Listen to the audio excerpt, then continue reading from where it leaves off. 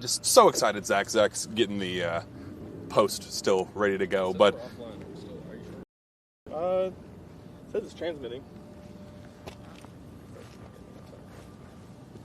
Oh, I think we're live. Oh, we're live. Yes, we're live. All right. Well, there we go. All right, so after 2 exhibition matchups, we got a win over Kentucky Wesleyan, an absolute blowout, 71-point win, Zach. Follow that up with yet another blowout win against Minnesota State, showing a little bit more adversity, a chance to see a slow start for a change and see how they were able to overcome that. Go on a series of just ridiculous runs, spearheaded by Jackson Robinson there, as we are about to get hit by a Lincoln Navigator.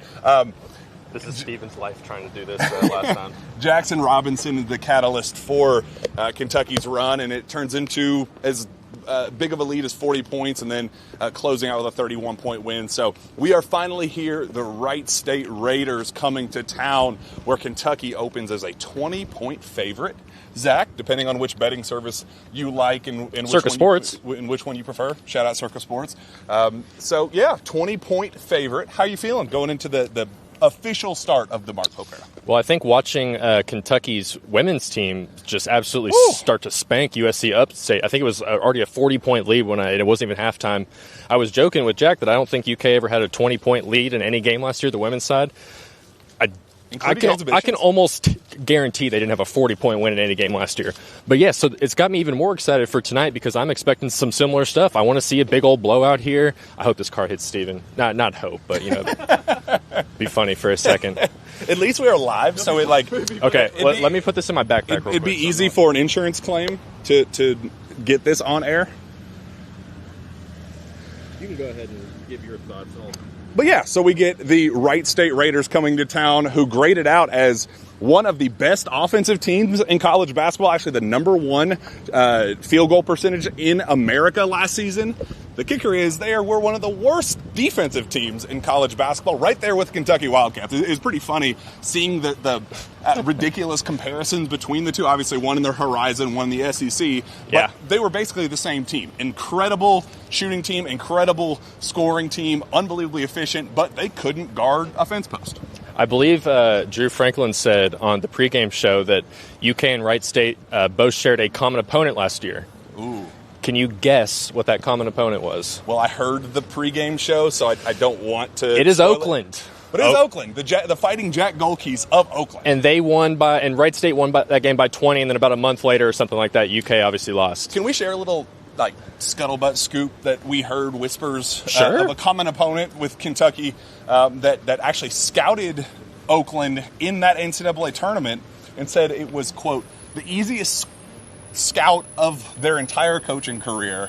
And guard the 3-point line? And they have no idea how Kentucky lost that matchup. Yeah, so, well. Can't believe that we I will say that Wright State is 6 months removed from that. Yes, last year, they had their situation with a high-powered 3-point team, not great at defense. They're in a new era this year. They have a new coach. They lost a lot of production. They do return the Horizon League preseason player of the year, and I believe his name is Brandon Noel.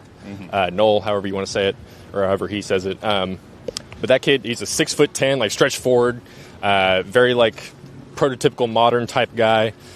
Steven is now looking at our parking here. $10. I think it was $10 last time too. Not a bad deal at all. Let's see how it goes as we get farther along here. You'll see those $30 ones tick in every now and then. So new coach, new era. Lost. I think they only returned 2 starters, so it's going to be pretty much a brand new team. 8 letter winners, though. So their 2 best players. Well, so their 2 leading scorers are gone. Yes, but the next 2 best players on the team are back, and then there are 6 other guys who had some semblance of a role coming back. One that redshirted last year that played the year before. So a lot of familiar faces. I just don't know how much the identity is going to change when it is the former associate head coach taking over as the head coach. This is very much a coaching tree situation. It's not like they're going to just establish this hard-fought defensive identity in one offseason. That's just not how this is going to go. So expect, a really, really, really good offensive team that, again, struggles defensively. Yeah, and I think that's exactly what Kentucky will prepare for. That's what Mark Pope is preparing for. He said that they'll have a dangerous offense. He obviously knows more than we do about the actual scout and what's going on behind the scenes with Wright State, so he knows that that's still going to be the play style they're going for, is let's shoot as many threes as possible, run up and down the floor, which is why the over-under for this game is at like 60 points? 161. 161. UK's individual over-under is at 90 points. I mean, you could feel like you could take the over and still probably feel pretty good about your bet there, so... which you would go through Circa Sports, obviously. Curious, yeah. I did do that. Jack has some money on this game. I don't know what Brandon's bet said.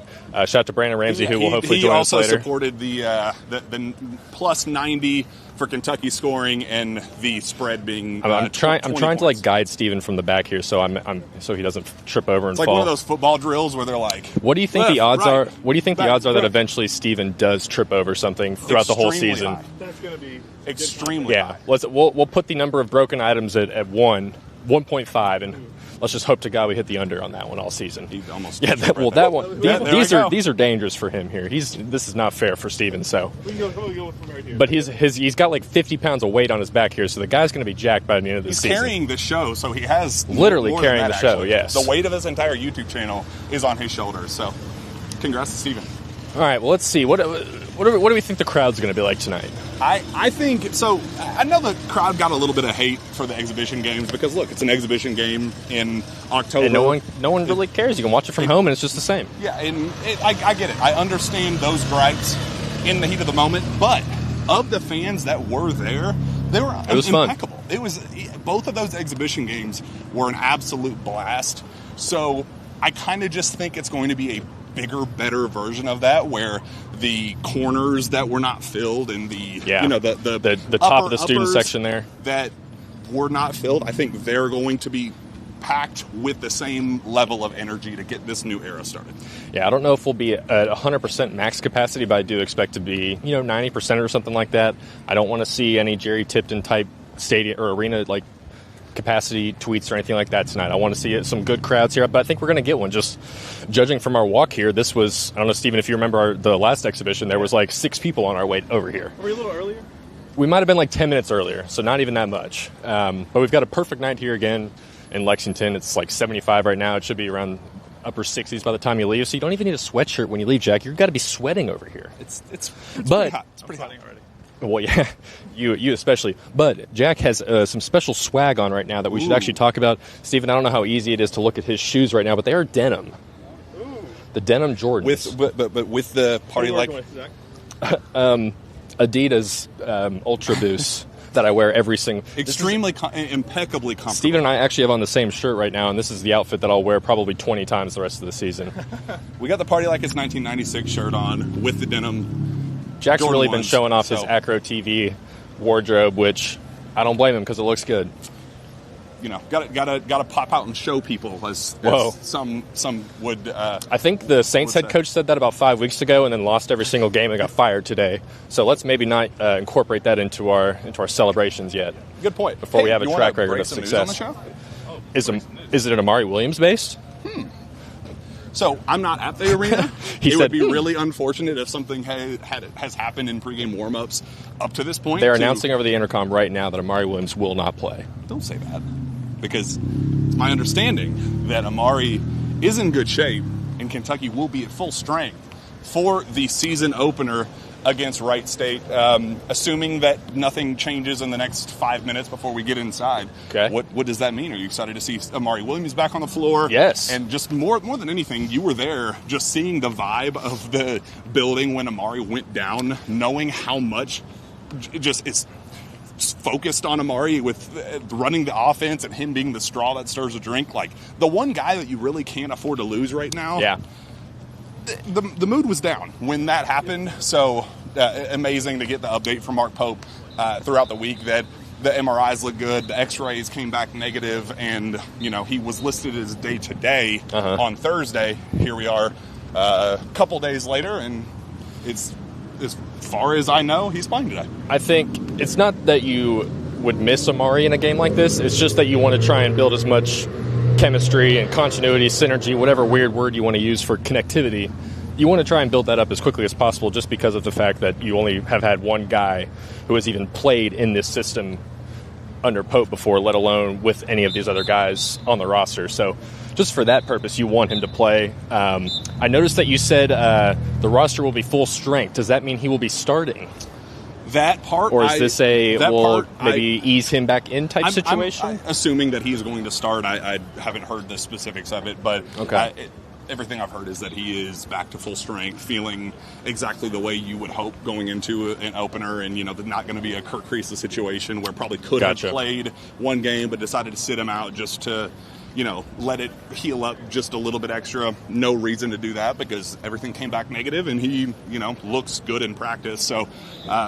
Well, Amari is a superhuman-looking person, so I can't imagine that an ankle injury or knee or whatever it was is something that can actually, I feel like he's like LeBron. It's sort of just a regenerate starfish situation where he just regrows the joints or whatever ligaments he needs. All right, let's before we start to walk in here, as we're getting close to Rupp, one thing you're looking for this game. If you don't have one, I already have one in mind. One thing in particular that you're looking for. We can share a couple. So I actually wrote a 4-key, my little 4-point play. I wrote 4 keys to the game. Yes, I definitely read it. To a win, liar. But in my post, I said that I want to see, Kentucky force at least 15 turnovers. They were able to hit that mark in both exhibition games. This team, just the way... Should we post up here? Let's post up right here. The way Wright State just gets up and down the floor, their kind of run-and-gun style of play can kind of cause some havoc, can kind of lead to some sloppiness. So you want to be able to take advantage of that. Mark Pope was just, went on and on about runs and how this team can kind of struggle for a little bit, be down or struggle to come away with points, and then go on a 2-3 minute run where they take a 20-point lead and that's ball game. In those moments, you got to capitalize, force the turnovers, kind of wreak havoc, get a guy like Lamont Butler to just, be active in those passing lanes and allow him to kind of set the tone for the rest of the first half, set the tone for I got Jason Kelsey over there. The rest of the game. But I do think that Lamont Butler is going to be kind of one of those difference makers where it's going to be a game of runs, and runs are started on the defensive end by wreaking havoc and forcing turnovers. Absolutely. I think a couple of things. The first thing I was thinking of in terms of things I want to see is I want to see Brandon Garrison shoot another 3. Ooh. I really want to see him, and I want to see it go in. Mark Pope tucked the big game, kind of. He's better than 25% three-point shooter. He's 0 for 3 so far. You make this one, you're 25%. I want to see one go in, so I want him to shoot another one. I also want to see another thing he addressed is the offensive rebounding. It already seems like he's kind of like, I want us to be a little bit more focusing on that. When you're a team that's going to try and shoot 30 to 35 threes a game, you're going to get a lot of offensive rebounding opportunities. You probably need to get more than 10 a game. I don't think they had more than 10 a game in either of the exhibitions, and that was something that he was really focusing on. So having a guy like Amari helps that as well, and just being able to play throughout the system and getting used to it a little bit more will help figure out when you need to attack for offensive rebounds. At least in my head, that's how I would think about it. So that's another thing I'll be looking for. But, I want to see Brandon Garrison hit another 3, and I want to see some more offensive rebounds come around. Another thing that I'm kind of keeping my eye on as well, I had Lamont as my defensive enforcer, a guy who I think key is to get 15 steals and force 15 turnovers. At that point, I do think that Kentucky can cruise to a at least beating the spread of 20 points. I think they could cruise to a pretty substantial victory. But as I said, if you have a defensive stopper on one end to force the turnovers and kind of flip the momentum, somebody has to be able to make the shots. Kirk Kriisa is a guy that I think showed off everything that else that he's known for, the playmaking, the facilitating, the personality, especially the change of pace, just how he enters the game and immediately the speed of the game changes. But he didn't get to show off the shooting touch. That he went 1 for 4 from 3, didn't get to be the kind of not chucker, but definitely fire away at all costs guy that he's been known for. And I think in the game of runs where Kentucky turns a 1 or 2 point lead into a 20, 25 point lead, I think Kirk Kriisa is going to be the catalyst for it tonight against Wright State. I also think it'll be interesting to see how they defend Brandon Noel. Who guards him? Do you put Andrew Carr on him? He's not necessarily known as this big defender type player, but he has a track record, at least at Wake Forest and Delaware, being kind of a shot blocking guy. Do you put Amari on him? If he's still kind of limping around, do you put Brandon Garrison? How do they work with that? Do they throw Ansley Almanor on him? How do they defend playing a guy who has legitimate talent as a preseason conference player of the year? There will be teams that Kentucky plays in the non-conference, maybe in the SEC, that don't have guys as good as he is. So that's kind of a good litmus test of how ready are they to defend a star, quote unquote? If you are able to shut down Brandon Noel and the guard who I can't say his last name. 43% from three, incredible at what he does. If you